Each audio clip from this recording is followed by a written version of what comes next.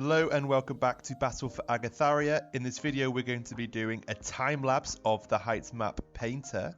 Recently I've been doing a couple of time lapses for the province map, so we can see here with Nentia, a new region being added to the game, and also this southern part of Konoma land that I've been adding as well. So I'm super excited to get into making the height map and making it just as pretty as Agatharia and Terrain. So what you're seeing here is just colouring in and painting the textures for the skiars, and of course the skiars are quite fjord-like, very much inspired by the fjords of Norway, and just islands that are mountainous and rocky and a bit grim, really, a bit bleh, lots of bleh weather. Here as well, it's a nice valley. Wanted to get a bit of green, and yeah, just make sure it's clear visual distinction between areas that are impassable and baronies that the player can move through. It's just making sure that the textures look nice, it makes sense, it's geographically accurate, but also it can be reflected through the gameplay. So here I'm just making sure that the mountains are nice and obvious, they're nice and mountain-like ridges and various heights. I think it's so important to have a good variety of textures and good variety of biomes when we're making these kind of maps, just because it's just more fun, isn't it? And has more general interest. So over here we're going into a slightly different area. It's still quite varied in terms of height and how it functions. I think a little bit more livable, a bit less austere, and I wanted to show that with rocks and a bit more greenery. This is the fertile part of Konoma land, maybe the most northern fertile region in the game, and have a nice river, very nice and obvious, some farmlands, and really just showing that people can grow things here. They can grow turnips or carrots or something, wheat, and I thought, well, as it meets the sea, it's going to be pretty boggy.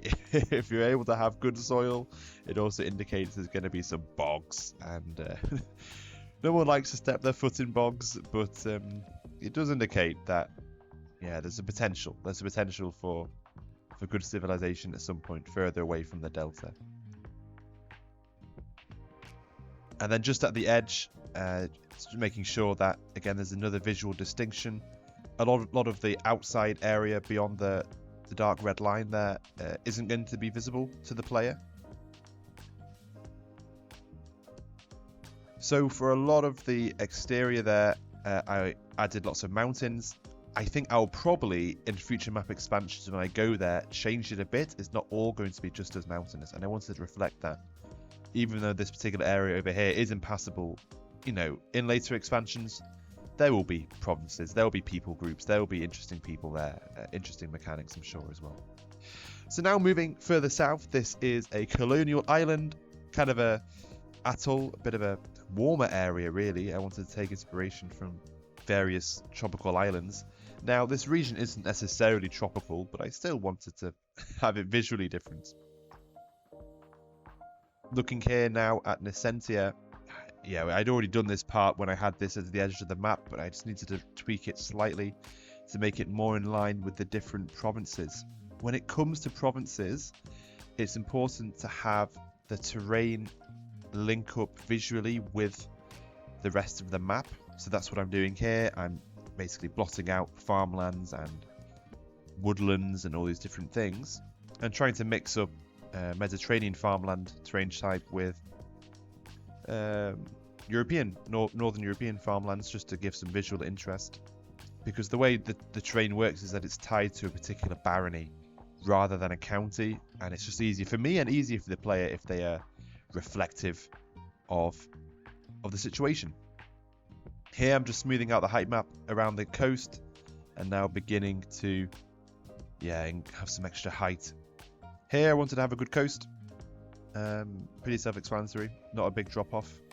And then elsewhere, increasing repacking manually the heights map to increase the fidelity, the detail of what's going on. So Nessentia is bordering another region of the world called Espol. Espolese culture is already in the game. Espolese characters are in the game. And Espol is very much inspired by Spain, but I want it to be separated very clearly by a small mountain range which is able to have the Portuguese-inspired Nessentia visually and culturally different from Espol. So that's what I've been doing there, just making that mountain range. As well as a mountain range in the center of the peninsula, again adding a potential for a variety of religions and cultures, basically slowing down the rate of or the pace of ideas. Nessentia is going to have people that are ecclesians, so that's not Christianity, as well as people that are pagans, following mostly a custom idea I've had for a nature religion, focused around the sea, the sun, and the wind. So I'll probably do other videos later on talking about that religion. So these little parts here where it's kind of a bit pointy, the edges are going to be hard rock and the innards are going to be, or the coves are going to be soft rock. That's why I put the beaches and then the cliffs towards the end. And now I'm just filling in the coast, making sure that again it's visually interesting, it's visually exciting, and that it makes sense. I like to have the riverbeds be the mud. I think it just looks good, personally. And then here, yeah, filling out this other part of the area where I needed to make sure that no spot is left out. Oh, and some marsh as well. You've got to have some good marshes, I think. So nearly there. Just going to do some finishing touches on the terrain, making sure that it's good. Getting another pass, having some visual interest, making sure they follow the lines set out by the terrain, filling out the edges. Also important. Of course, you know, the texture there might change when I eventually include a Espol as well, but for now it's just a placeholder and the player isn't going to be able to see beyond that red line. So it should be okay the way it is. This is really cool. This is when we add 3D models of the trees, and the game does it automatically. Like it's kind of like a paintbrush. It's really great. On the island, some palm trees, some extra palm trees in the south, just to create that vibe. And then in the north, pine trees, and more pine trees. I found that it's better to have a higher density of pine trees because the little 3D models are much smaller. And so here as well, just revisiting Konoma land, making sure that we do have some pine trees. So loading up the game, and of course lots of things aren't finished. The provinces aren't given to particular characters and titles aren't made. But if we zoom in, we can see that a lot of work has been done. Provinces, all the areas of Nessentia is looking really nice, looking really varied and interesting, very exciting. Looking over here at the island as well.